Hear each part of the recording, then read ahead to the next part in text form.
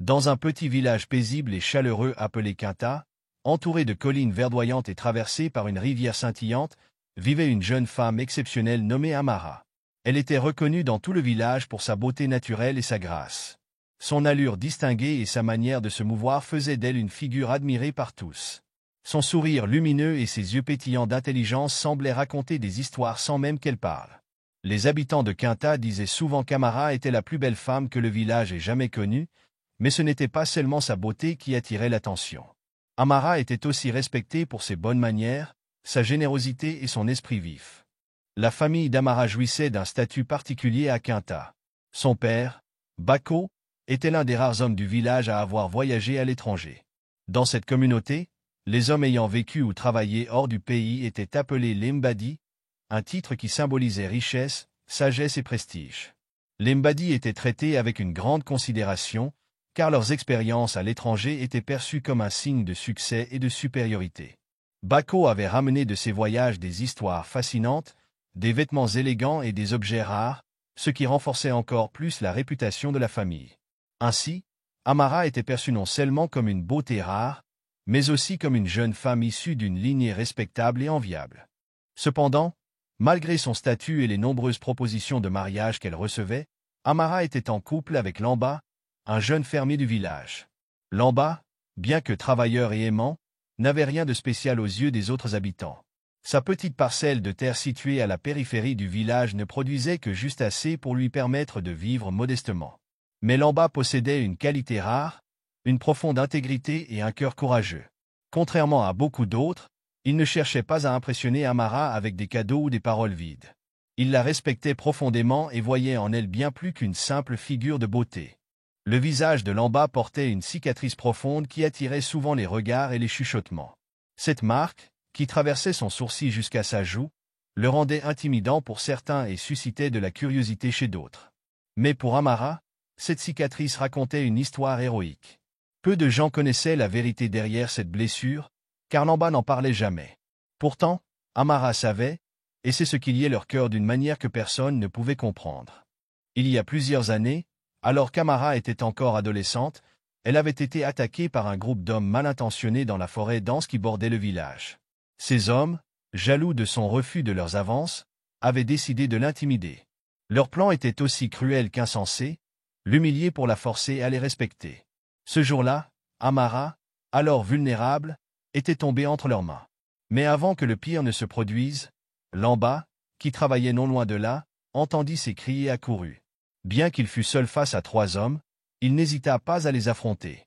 Armé seulement de son courage et d'une machette émoussée, il réussit à éloigner les agresseurs après un combat acharné. Cependant, il fut grièvement blessé au visage.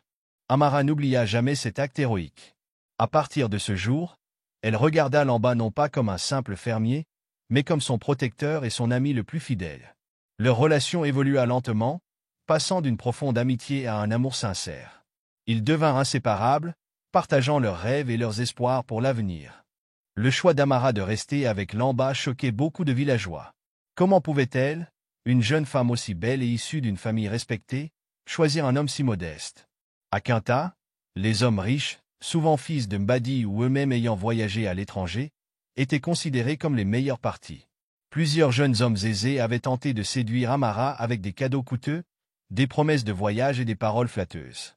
Mais elle les avait tous refusés poliment. Les femmes du village, bien que secrètement admiratives de son amour pour Lamba, ne comprenaient pas non plus sa décision.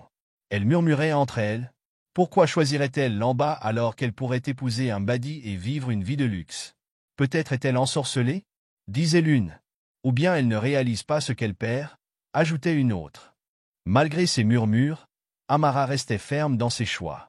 Elle savait que Lamba n'avait peut-être pas les richesses matérielles que d'autres pouvaient lui offrir, mais il avait une âme noble et un cœur sincère, et cela valait plus pour elle que tout l'or du monde. Dans tout cela, Amara pouvait toujours compter sur son ami d'enfance, Zakia.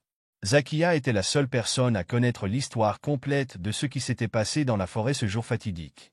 Elle savait pourquoi Amara aimait Lamba et comprenait la profondeur de leur lien. Zakia, bien que parfois influencée par les commérages du village, défendait toujours Amara face à leurs détracteurs. Un jour, alors qu'elle cueillait des fruits près de la rivière, Zakia demanda à Amara. Ne te sens-tu jamais fatigué de devoir justifier ton amour pour Lamba? Amara répondit calmement, un sourire aux lèvres. Non, Zakia. L'amour, le vrai, n'a pas besoin d'être justifié. Les gens voient ce qu'ils veulent voir, mais moi, je sais ce que mon cœur ressent. Lamba a risqué sa vie pour moi, et il continue de m'aimer pour qui je suis, pas pour ce que je représente. C'est tout ce qui compte. Zakia acquiesça, admirant la force intérieure de son ami. Chaque jour, Amara et Lamba trouvaient de petites façons de se soutenir et de bâtir leur avenir ensemble. Lamba travaillait dur sur son petit champ, espérant un jour pouvoir agrandir son exploitation et offrir une vie meilleure à Amara. De son côté, Amara l'aidait parfois à planter ou à récolter, ne craignant pas de se salir les mains.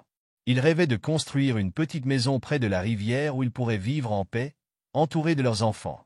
Malgré les moqueries et les regards désapprobateurs, leur amour ne faisait que se renforcer. Amara voyait en Lamba un partenaire de vie qui ne se laisserait jamais abattre par les difficultés. Et pour Lamba, Amara était une lumière dans les moments sombres, un rappel constant de pourquoi il se battait chaque jour. Ainsi se déroulait la vie d'Amara et Lamba dans le village de Quinta. Leur histoire, bien qu'incomprise par beaucoup, était un témoignage puissant de ce que signifie réellement l'amour. Un amour fondé sur le respect, le sacrifice et une admiration mutuelle, plutôt que sur les attentes superficielles de la société. Mais leur chemin n'était pas sans obstacles, et des épreuves inattendues allaient bientôt venir mettre à l'épreuve la solidité de leur union.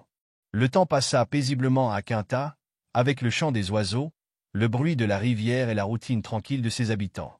Mais un événement inattendu allait bouleverser cette quiétude. Le mois de décembre arriva, marqué par des festivités qui attiraient souvent des visiteurs, notamment ceux qui vivaient dans les grandes villes ou à l'étranger. C'était une période où les rues se remplissaient de musique, de danse et de rire, et où l'on voyait des visages nouveaux ou rarement aperçus. Cette année, cependant, l'attention de tout le village se tourna vers un homme en particulier, Kobe. Kobe était un jeune homme d'une trentaine d'années, grand, élégant et charismatique. Il était originaire de Quinta, mais avait passé plusieurs années à l'étranger, prétendument en Amérique, où il avait accumulé une grande richesse. Lorsqu'il arriva au village, il fit forte impression. Kobe descendit d'une voiture luxueuse, une chose rare et exotique pour les habitants de Quinta. Il portait des vêtements raffinés, ornés de bijoux scintillants, et parlait avec une aisance qui trahissait son expérience du monde. Très vite, il devint le centre d'attention. Les femmes de Quinta, célibataires ou mariées, ne tarissaient pas d'éloges à son sujet. Certaines murmuraient « Regarde ses chaussures, elles brillent comme de l'or. Tu as vu sa montre? Elle vaut sûrement plus que tout ce qu'il y a dans ma maison. Il doit vraiment avoir réussi en Amérique. » Les hommes, eux, étaient partagés entre admiration et jalousie. Kobe avait tout ce qu'il désirait, la richesse, le charisme et ce statut envié de Mbadi, un homme ayant vécu à l'étranger. Très vite, les habitants commencèrent à le courtiser, espérant profiter de sa générosité. Kobe n'était pas indifférent à toute cette attention. Partout où il allait, les femmes s'arrêtaient pour l'observer, certaines éclatant de rire nerveux, d'autres baissant les yeux timidement. Mais lui, il semblait chercher quelque chose de précis. Et cette quête le mena un jour à croiser Amara. C'était une matinée tranquille, et Amara, accompagnée de Zakia, revenait de la rivière, portant un panier rempli de fruits qu'elles avaient cueillis. Alors qu'elle marchait sur le sentier bordé d'arbres, une voiture s'arrêta brusquement devant elle. C'était Kobe. Il baissa la vitre de sa voiture et les salua avec un sourire éclatant. « Bonjour, mesdemoiselles. Puis-je vous offrir une petite aide avec ce panier ?» Zakia, impressionné par l'élégance de Kobe, répondit immédiatement, ses joues rougissant légèrement. « Oh, c'est très gentil de votre part, monsieur. Nous n'en attendions pas tant. » Mais Amara, fidèle à son caractère réservé et prudent, répondit simplement. « Merci, mais nous n'avons pas besoin d'aide. Bonne journée à vous. » Cette réponse directe sembla piquer la curiosité de Kobe. Il observa Amara un moment, intrigué par son attitude détachée, puis reprit sa route, non sans un dernier regard dans leur direction. Les jours suivants, Kobe fit des efforts pour se rapprocher d'Amara. Il la croisait souvent, par hasard, que ce soit au marché, près de la rivière ou lors des festivités. Chaque fois, il la saluait poliment et engageait une conversation. Il admirait sa beauté naturelle et son calme inébranlable, mais ce qui l'attirait davantage, c'était sa capacité à lui résister. Contrairement aux autres femmes du village, qui semblaient prêtes à tout pour attirer son attention, Amara restait indifférente. Cette attitude renforçait la détermination de Kobe.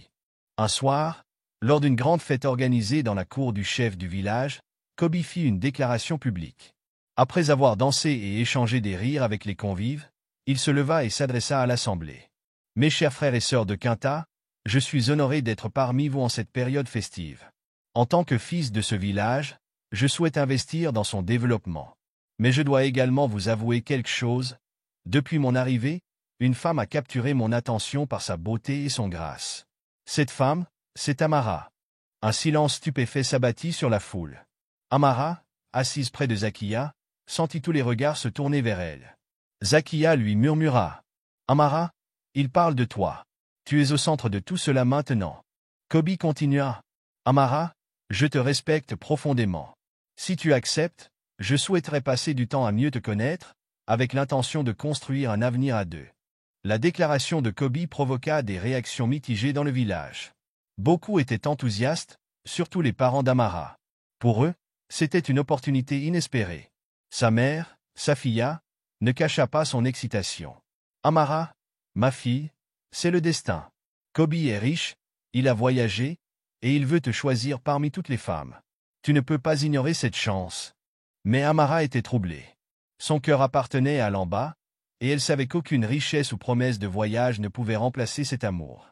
Pourtant, la pression autour d'elle grandissait. Son père, Bako, qui admirait Kobe pour ses voyages et ses réussites, tenta également de la convaincre. « Écoute, ma fille, Lamba est un bon garçon, mais il ne peut pas t'offrir la vie que Kobe peut te donner.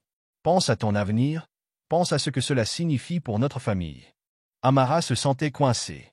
Elle ne voulait pas décevoir ses parents, mais elle ne pouvait pas non plus trahir ses sentiments pour Lamba. Ce dilemme pesait lourdement sur son esprit. Lorsque Lamba apprit la déclaration de Kobe, il fut dévasté. Bien qu'il fût confiant en l'amour d'Amara, il savait que la pression familiale et sociale était un adversaire redoutable. Il continua de travailler dur sur son champ, espérant qu'Amara tiendrait bon malgré les obstacles. Un soir, il alla rendre visite à Amara pour lui parler. Ils s'assirent près de la rivière, là où ils avaient partagé tant de souvenirs. Lamba, d'une voix tremblante, lui dit « Amara, je sais que tout le village parle de Kobe et de ce qu'il peut t'offrir. Mais je veux que tu saches que mon amour pour toi est sincère.